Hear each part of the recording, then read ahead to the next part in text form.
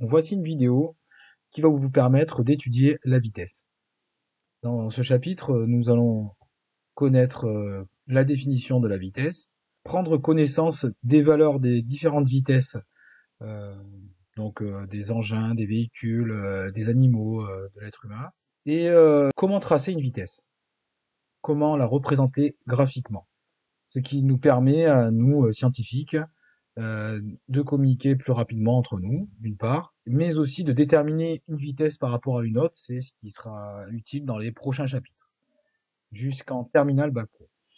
Donc la vitesse a déjà été abordée au collège, normalement c'est en troisième ou en quatrième en mathématiques. La vitesse, donc vous avez la définition à l'écran en rouge et en bleu, c'est un rapport entre la distance et le temps. Effectivement, si on prend donc la formule qui est ici, on remarque que la vitesse qui est exprimée en mètres par seconde, c'est des mètres, donc une distance, divisé, le signe de la division, par des secondes, un temps. Donc des mètres divisé par des secondes. Ça, c'est pour ceux qui ont du mal à déterminer à chaque fois la formule, ça sera représenté comme ça. La vitesse, c'est une distance divisée par le temps. Je vous ai fait ici un comparatif de vitesse, hein, donc les animaux, une fusée, une voiture, etc., etc. Vous avez des QR codes ici qui vous permettent de visualiser donc des vidéos. Le premier QR code, c'est le record du monde du Usain Bolt. Le deuxième, c'est un faucon pèlerin. Et le troisième, un guépard. Donc une vitesse, ça se représente graphiquement par un vecteur que l'on va nommer un vecteur vitesse. Un vecteur, c'est donc tout simplement une flèche. Alors on va l'orienter. Bah, on va penser à l'orientation, on va voir comment l'orienter. Alors, l'orientation, finalement, c'est ce que l'on vous a indiqué ici par la direction. Donc, votre vecteur, il va être orienté soit horizontalement, soit de façon oblique, soit à la verticale. Voilà. Ça dépend, finalement, de l'objet que l'on étudie. Ensuite, il va y avoir un sens. Imaginons que vous êtes sur un vecteur horizontal. Eh ben, ça va être soit dans ce sens-là, soit dans ce sens-là. Pareil, si vous êtes sur un vecteur qui est plutôt vertical, ça va être soit vers le haut, soit vers le bas. Ensuite, on a la norme. Donc la norme, c'est la longueur de votre flèche. Plus la longueur de votre flèche est importante, plus la vitesse est importante. Et inversement, plus la longueur de la flèche est réduite, plus la vitesse est elle aussi réduite. Nous avons ici à l'écran donc un exemple d'un véhicule.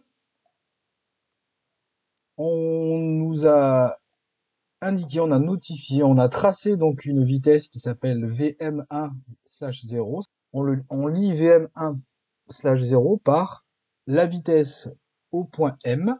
Effectivement, la vitesse, notre vitesse ici part au point M. De 1 par rapport à 0. 1 étant le repère du véhicule et 0 le sol. Donc, le véhicule par rapport au sol, voilà, a priori dans notre exemple, part vers l'avant. Si notre véhicule reculait, il irait forcément vers l'arrière. En cinématique, en formation bac pro, on va essentiellement étudier soit des mouvements de translation, soit des mouvements de rotation pour définir des vitesses. Alors le premier élément, le premier cas, c'est la vitesse linéaire, c'est-à-dire lorsqu'on est en translation. C'est le plus simple. Alors, prenons l'exemple de ce véhicule qui est un chariot télescopique Komatsu. Donc, on vous indique que le bras télescopique sort à une vitesse de 2,5 cm par seconde. Donc, ça veut dire qu'on va tracer la vitesse, mais aussi la trajectoire. La trajectoire qui est en noir, effectivement, que notre bras télescopique sorte ou rentre, la trajectoire, ça va être tout simplement l'orientation de votre bras télescopique. Comment votre bras télescopique est orienté. Donc, nous, notre bras télescopique, il est orienté comme ceci. Hein, on le voit bien, hein, à l'écran. Alors après, si notre bras télescopique, il était plutôt orienté comme ceci, ben notre trajectoire qui est en M, ça serait le trait qui est en rouge, etc., etc. Ensuite, concernant donc notre vitesse, au point. Ça va dépendre de notre énoncé. Donc ici, on nous dit que on ferme la portière. Donc, effectivement, notre vecteur vitesse va être plutôt de ce côté-là, parce qu'effectivement, si on ferme notre portière, ça va aller vers le bas et non pas de l'autre côté. Ensuite, je vous avais proposé de faire des exercices. On nous demandait donc pour chaque figure de tracer la vitesse de 3 cm de l'objet proposé au point M. Premier objet, la descente d'un ascenseur. Mon ascenseur qui est ici, quel mouvement il a? Donc on voit bien qu'il part de là et il arrive ici au niveau de la descente. Notre ascenseur va bouger comme ceci sur cette trajectoire-là. Donc notre vitesse devrait être parallèle à cette trajectoire. On nous demande de faire partir notre vitesse au point M. Donc on va faire notre vitesse dans ce sens-là. Il est en descente. Donc s'il est en descente, ça va du point M. Ça part du point M et c'est vertical et vers le bas. Ensuite, la sortie de la tige du vérin pour un portail électrique. Notre vérin, il est ici. Le point M, toujours la même chose, on vérifie où est le point M. Et ensuite, on se pose la question, comment va bouger le point M? Alors, c'est là où il y a un peu des difficultés chez certains élèves. Je rappelle que là, on nous parle de la sortie de la tige de vérin. Donc, on se préoccupe que la sortie de la tige de vérin. Comment bouge mon point M? Eh ben, c'est par rapport à la sortie du vérin. Alors, quand le vérin va sortir, va pousser, donc il va pousser dans ce sens-là, mais notre portail va avoir tendance à pivoter, et donc le point M aurait tendance à aller dans cette direction-là. Et là, j'ai des élèves qui me font une vitesse, effectivement, qui va partir du point M et qui va aller vers là. Sauf que nous, on se préoccupe que de la sortie de la tige du vérin. Donc, notre vérin étant orienté